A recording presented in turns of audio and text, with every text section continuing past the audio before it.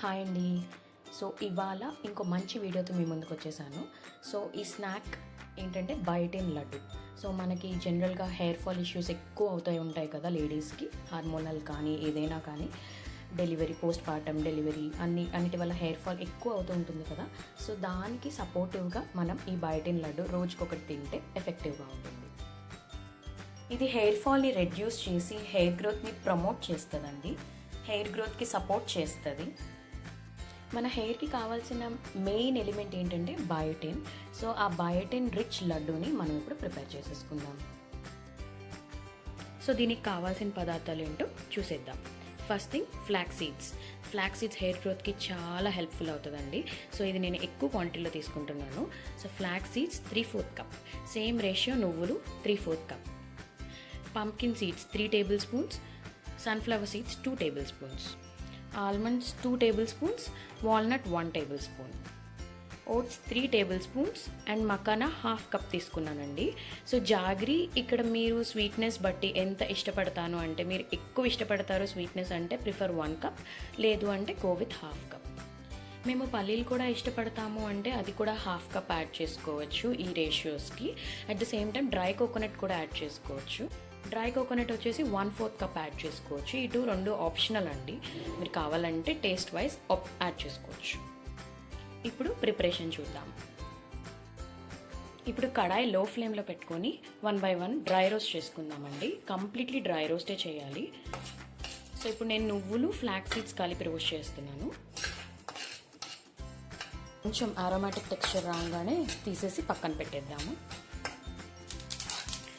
నువ్వులు ఇలా చిటపట్లాడడం స్టార్ట్ అయ్యాక తీసి పక్కన పెట్టేసుకున్నాము. ఇప్పుడు Makkana వేయించుకుందాము.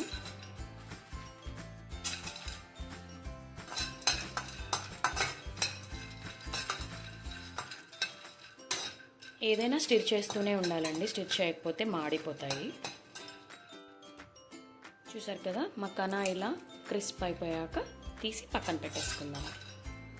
Next pumpkin seeds, వాటర్మెలాన్ seeds వేస్తున్నానండి. కలర్ బాగా చేంజ్ అవ్వక్కర్లేదు, జస్ట్ లైట్గా ఫ్రై అయినట్టుంటే చాలు. రోస్టెడ్ సీడ్స్ అయితే అసలు రోస్ట్ చేయక్కర్లేదండి. ఇవి రోస్టెడ్ సీడ్స్ కాదు, నేను రా సీడ్స్ తీసుకున్నాను కాబట్టి నేను రోస్ట్ చేస్తున్నాను. ఒకవేళ రోస్టెడ్ సీడ్స్ అయితే డైరెక్ట్గా గ్రైండ్ చేసేసుకోవచ్చు.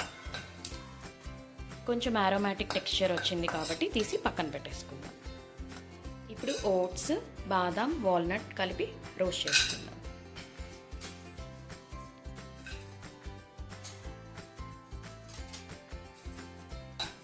చూసారు కదా, ఫ్రై అయింది కదా.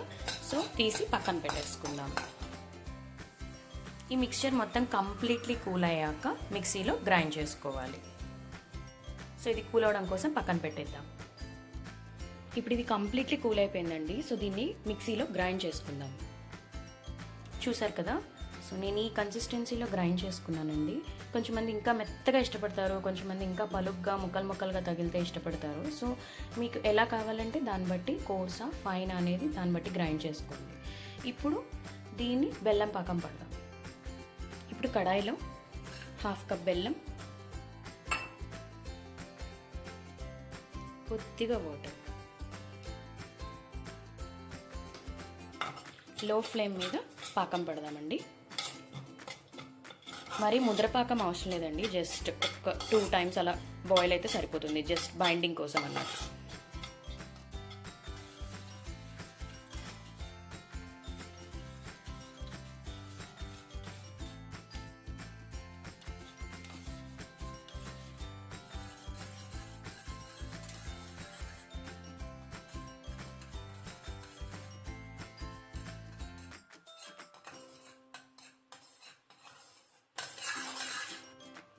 ఇప్పుడు గ్రైండ్ చేసుకున్న పౌడర్ని ఇందులో వేసి తిప్పుకుందాము.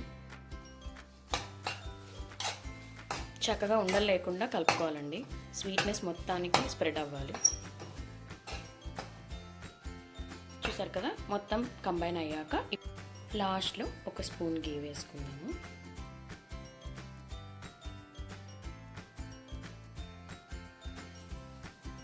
ఇప్పుడు వాటర్తో ఇలా తడుపుకొని ఈ మిక్చర్తో లడ్డూస్ చేసుకోండి. వేడిగా ఉంటుంది,